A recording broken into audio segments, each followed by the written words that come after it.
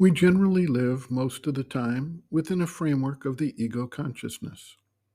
We look at and experience our lives from this standpoint, and it places limitations on our understanding and our response to circumstances. Those who are called to yoga and spiritual development practices in general have traditionally focused on one or the other of two primary realizations. On the one side, there is the attempt to shift the standpoint from the ego consciousness to the divine standpoint through realization of the self, which is a portion of the divine.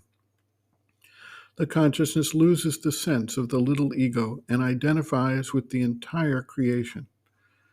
There is a sense of disconnectedness from the individual personality when that occurs, and frequently, when the individual crosses over the boundary for the first time, a fear arises that one is going to die, which is the ego sense recognizing its dissolution in that transition.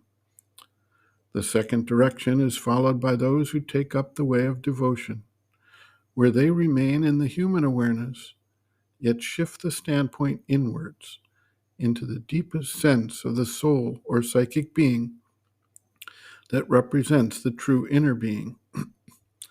Here, too, there is a recognition that the surface personality is a limited framework and that it is not, in that sense, real. Sri Aurobindo writes, quote, "The true being may be realized in one or both of two aspects, the self or Atman, and the soul or Antar-Atman, psychic being, Chaitya Purusha. The difference is that one is felt as universal, the other is individual, supporting mind, life, and body. When one first realizes the Atman, one feels it separate from all things, existing in itself and detached. And it is to this realization that the image of the dry coconut fruit may apply.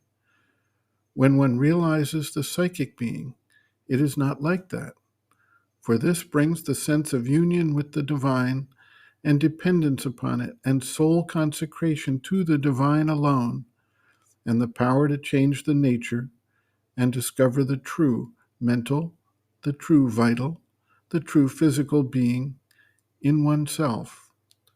Both realizations are necessary for this yoga. The I, or the little ego, is constituted by nature and is at once a mental, vital, and physical formation meant to aid in centralizing and individualizing the outer consciousness and action.